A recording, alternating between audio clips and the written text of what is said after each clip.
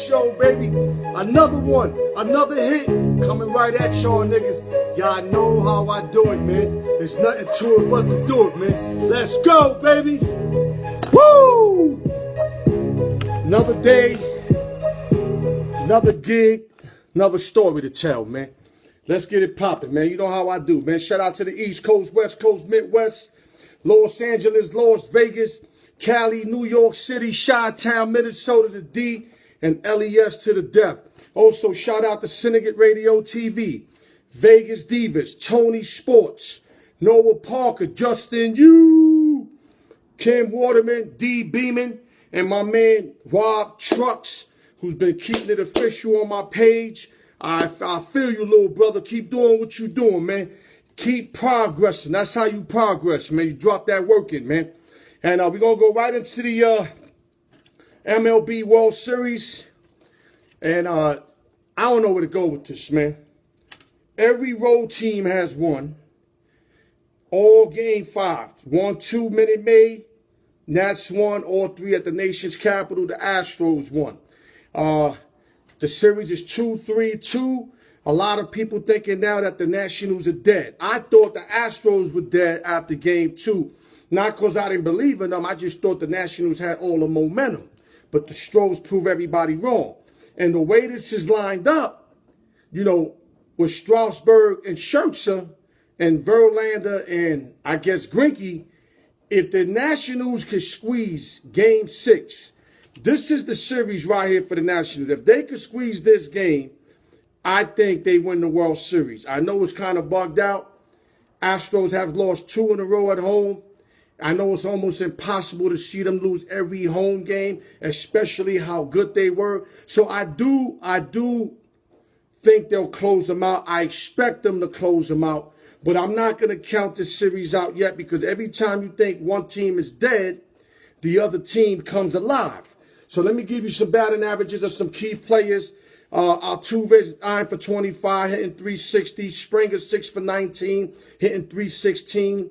Brantley's hitting 8 for 2400. Michael Brantley's having a big series, man. Could be the MVP. Bregman 4 for 22, hitting 182. Correa 3 for 19, 158. And Gurriel 7 for 22, 318. Now for the Nationals, Soto 6 for 18, 333. Eaton 6 for 19, 316. Robles 3 for 17, 176. Ryan Zimmerman 4 for 18, 222. Rendon 4 for 2200. And Turner 3 for 22, 136. So yes, the Astros are hitting better.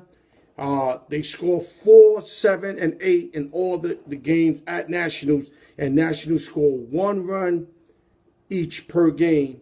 But at Minute Maid, they score 5 and they score 12. So I guess that's where their bats are alive. So I wouldn't count the Nationals out yet, though the Astros got all the momentum, all the momentum. And tonight's matchup, you got Steven Strasburg, 18-6 with a 3.32, 4-0 in the playoffs, including the World Series. Then you got Justin Verlander, 21-6, 258. Earned on average 1-3 in the playoffs, and he's 0-5 in his last World Series games that he has pitched. 0-5. That's not by coincidence. He just doesn't get luck in the World Series. That's why I think if the Nationals can stretch this to a game 7, I think they can win with Scherzer versus Greinke. But they have to get this through this game 6. If I'm a betting man, I'll take the Nationals on the run line. Plus 1.5, you can get it at minus 135, unless you're going to lay the 170, 180 with Verlander. I'd rather take the plus 1.5 road team that needs to win or they out, though they've been looking like shit the last 3 games. My pick tonight is the Nationals plus 1.5. So please understand what that means. Don't call me tomorrow if the Nationals lose by 1. Al, you was wrong. Al, you... No. If they lose by 1 run, the ticket wins. Now, if they lose by 2+ runs, the ticket loses. Enjoy the game tonight. Should be a real big game at Minute Maid Field. And the crowd will be crazy. Now, let's go to the NBA. Let's flip it to the NBA.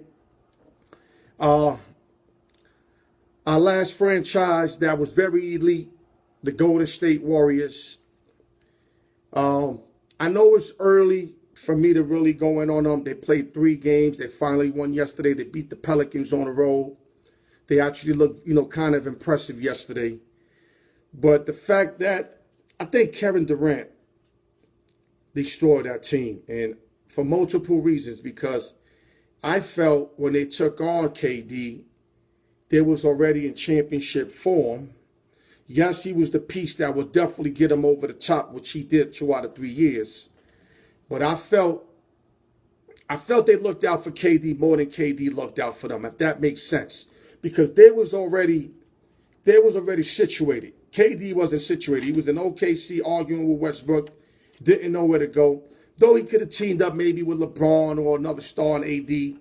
But I don't know if it would have been as good as it was with Golden State, where they went to the chips 3 straight years with KD and should have won every championship, to be quite frank.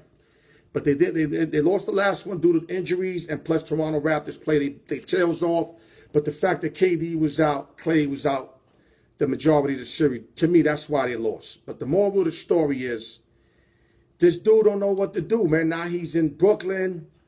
Good luck over there. Kyrie's already starting shit with the brass. It's only game 2 or 3. Kyrie's already a headache. I don't think they win a lot of games over there, but I don't see them winning no chips unless they get another huge acquisition.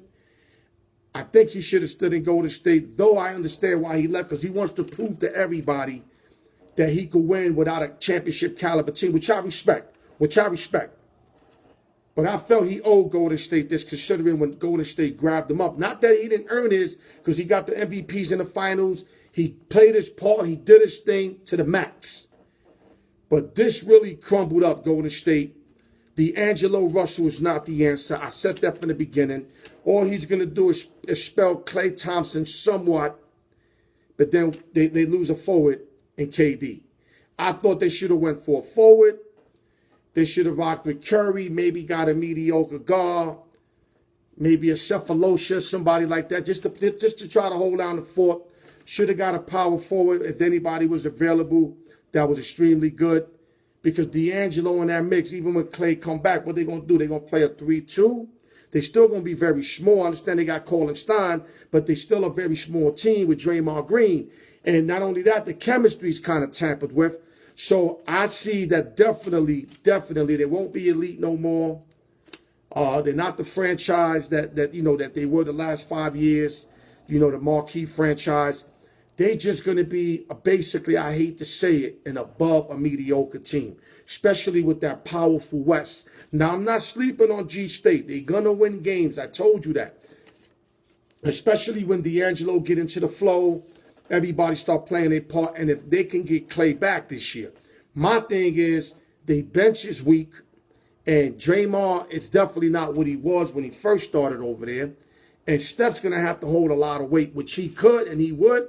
Steph will put all the numbers up, but they definitely not the team they were. And it's just sad because I don't even think right now, especially without Klay Thompson, they don't make it out the first round. With Klay Thompson, but he has to play a whole year. The reason being because they're going to play a top contender. They're going to wind up maybe 8th, 7th, 6th.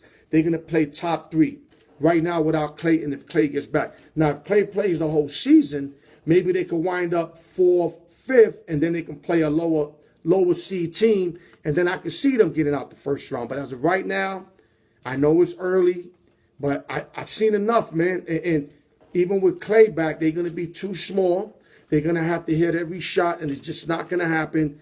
So I just think that the Golden State Warriors, them being elite, is definitely gone. Definitely gone. And we got to thank KD a lot for that, and the fact that they trusted in KD and let themselves get in that situation. But salute to the Golden State Warriors, who have a great franchise, and I still think will turn it around. They won't be what they were, but I can see them like in the next maybe year or two, maybe pick up another free agent on top of Klay, trade D'Angelo, then I can see them back in the mix. But as of right now, they are not in the mix. Now let's go to football. A couple things in football. Trade deadline. Rams did Aqib Talib real dirty. They traded him to the Miami Dolphins for a 5th round. I think that's real fucked up that they did that to him. I mean, I know he's kind of injured, but to trade him to the Fins, that's real bad news. And in other news, the Texans lost J.J. Watt for the season. For the 5-3 Texans, which is really huge considering they traded Javion Clowney earlier in the season to Seattle. Now you lose Watts and you 20th ranked defense. Now you're going to have Deshaun Watson he's going to have to do more than enough now to keep these guys relevant. They fourth in offense, but he's not going to outscore everybody. And Deshaun's having an MVP type of year. But I just think it's too much for Deshaun Watson, that especially if you ain't got a defense that could get the opposing team off the field. No JJ, no Clowney. It's going to be almost incredible to get teams out and 3 and outs, especially come playoff time when you got these real great teams that can actually move the ball. And other football news, the Niners are for real. They destroyed the Carolina Panthers 51-13 in a game a lot of us thought would be a close game. Even one guy dropped $300,000 on Carolina, on William Hill. He took Carolina. He even thought it was going to be a close game, but the 49ers destroyed them 51-13 behind Tevin Coleman's 11 rushes for 105 yards, 3 touchdowns, 2 receptions, 13 yards, 1 touchdown, 4 touchdowns in one day for Tevin Coleman. It's fair to say that Tevin Coleman is back, the guy that was a star for the ATL Falcons. Now, the Niners have the #1 ranked defense. We all know that. Best front line. I mean, when you got Nick Bosa, DJ Jones, Arik Armstead, and DeForest Buckner, them guys bring it on every play. These guys are relentless. And then when you got Sherman holding down the back end of the defense with all that experience, not having to play man-to-man, playing zone defense, what he specializes in, this is why you got a championship caliber type of team. And right now, they looming right now with the pickup of Sherman. Salute to the 49ers. Jimmy Garoppolo, who hasn't really stepped up yet. And it'd be ironic if they end up playing the Patriots and beating the Patriots in the Super Bowl, because I remember Bill Belichick wanted to keep Garoppolo and get rid of Tom Brady and start the new regime. But Bob Kraft wasn't having it. He ended up keeping Brady, but Brady still might end up leaving, which I think he will, because he knew that it was on Belichick's mind to get rid of him. So I think this will probably be his last year, and I think Brady would take it elsewhere, either to the LA Chargers or, I don't know, like maybe even, I doubt it, the 49ers, because unless Garoppolo really fucks up for them. But I see him going to the Chargers, finishing his career, because Tom Brady's the type of dude, he ain't forget that Belichick was willing to give him up to keep Garoppolo. And Tom Brady, when you Tom Brady's status, everything he's accomplished, everything he's done, all the Super Bowl he's won, even though it's been the whole franchise, but he played his part. And to do the OG like that is fucked up, man. And salute to Tom Brady. Salute to the New England Patriots, who I think are going to be back in the Super Bowl. Salute to everybody for tuning in to the Alyork Sports Show. Salute to Syndicate Radio TV, Noah Parker, Tony Sports, Vegas Divas, D Beeman. Like I said, every Thursday, 1:30 Pacific, 4:30 Eastern. Check out my show with Noah Parker. We rock for 1 hour. We're going to give y'all nothing but business, all right? Y'all stay up. I'm losing my voice. Love y'all.